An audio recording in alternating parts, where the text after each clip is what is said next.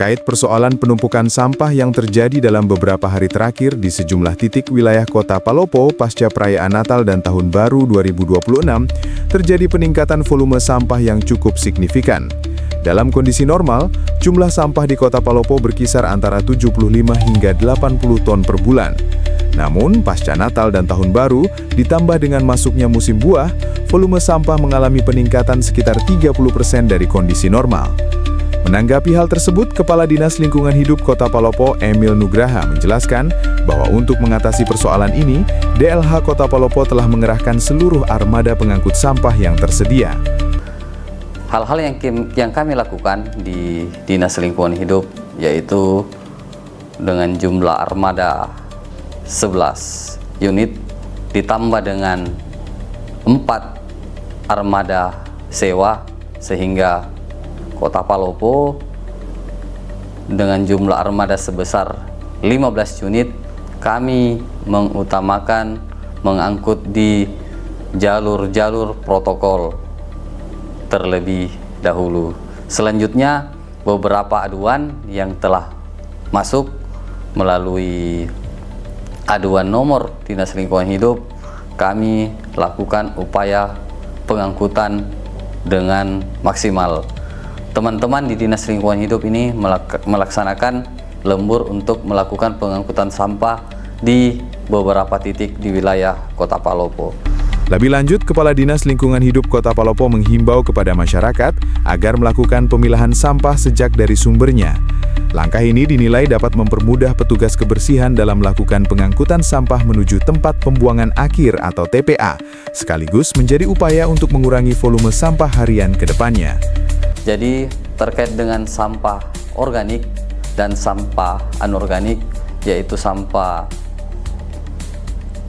botol plastik, hal ini juga kami telah koordinasikan dengan kecamatan sehingga pengangkutan sampah ini dapat dilakukan terpilah dari sumbernya, sehingga sampah anorganik dan sampah organik itu dapat dilakukan pemilahan dari sumber. Mengingat juga kondisi TPA kita ini menunjukkan tingkat overload, sehingga diharapkan kepada seluruh masyarakat untuk melakukan pemilahan sampah dari sumber. Senada dengan hal tersebut, aktivis lingkungan sekaligus Direktur Yayasan Bumi Saweri Gading, Abdul Malik Salih, turut angkat bicara terkait penumpukan sampah pasca Natal dan Tahun Baru, serta upaya pengendaliannya. Saran pengendalian sampah itu bagaimana kita tadi pertama memilah sampah dari sumbernya, yaitu dari rumah tangga sendiri. Dari usaha-usaha kita masyarakat yang punya usaha rumah makan, tolong sampahnya dipilah, dan punya usaha-usaha mungkin jajanan-jajanan yang ada di pinggir jalan maupun di pusat-pusat pujasera, ya termasuk pengusaha-pengusaha retail, kalau bisa menyiapkan tenaga-tenaga untuk pemilahan sampahnya, sampah terutama sampah basah dan sampah keringnya. Ia meminta kepada pemerintah daerah agar dalam proses pengangkutan sampah disiapkan armada khusus untuk mengangkut sampah basah apabila masyarakat telah melakukan pemilahan. Selain itu, juga diperlukan armada tersendiri untuk mengangkut sampah kering maupun sampah organik guna mendukung sistem pengelolaan sampah yang lebih efektif dan berkelanjutan. Karena saya juga meminta kepada pemerintah ketika melakukan pengangkutan sampah harusnya ada armada secara khusus untuk mengangkut sampah basah ketika masyarakat sudah memisahkan.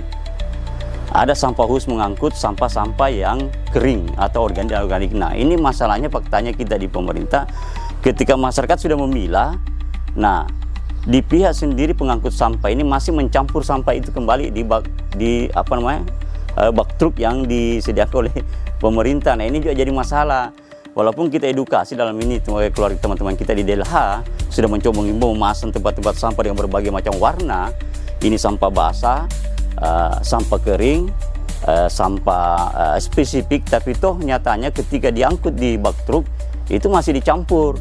Jadi juga tidak ada juga gunanya. Nah, kalau kita mau konsisten dalam pemilahan sampah, masyarakat kita juga dari siap pihak memberikan layanan penanganan sampah itu harus juga memisahkan truknya. Kalau perlu waktunya bahwa untuk mengangkut sampah basah itu waktunya jam sekian. Nah, untuk mengangkut sampah kering waktunya hari ini dan jam sekian. So, masyarakat sudah bisa, oh hari ini jadwalnya saya harus menyimpan sampah basah di depan rumah saya. Nah, ini juga harus ada mobil, truknya yang mengangkut sampah basah itu harus secara khusus. Nah, itu harus terjadwal. Nah, ini kan yang belum dilakukan kita di pemerintah sebagai melakukan pelayanan terhadap pengangkutan sampah. Lebih lanjut, Kepala Dinas Lingkungan Hidup atau DLH Kota Palopo, Emil Nugraha, juga menilai bahwa peraturan daerah atau Perda nomor 1 tahun 2014 tentang pengelolaan persampahan sudah tidak relevan dengan kondisi Kota Palopo saat ini. Perda tersebut telah diberlakukan selama kurang lebih 12 tahun, sehingga sudah tidak lagi mampu menjawab tantangan pengelolaan sampah di Kota Palopo pada tahun 2026. Oleh karena itu, langkah utama yang perlu dilakukan adalah melakukan revisi terhadap Perda tersebut. Harapan kami terkait dengan pengelolaan persampahan di wilayah Kota Palopo ini, yang pertama itu revisi Perda.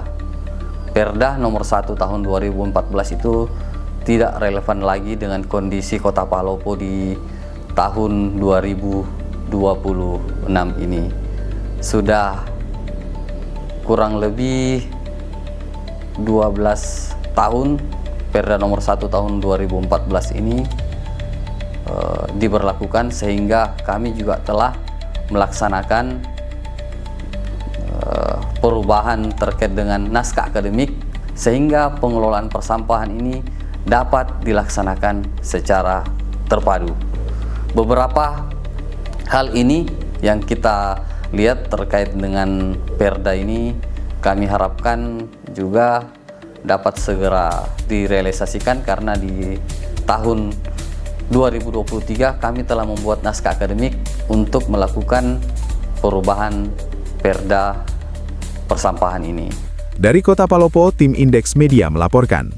Subscribe channel YouTube Indeks Media dan dapatkan informasi menarik lainnya. Indeks Media, edukatif dan inspiratif.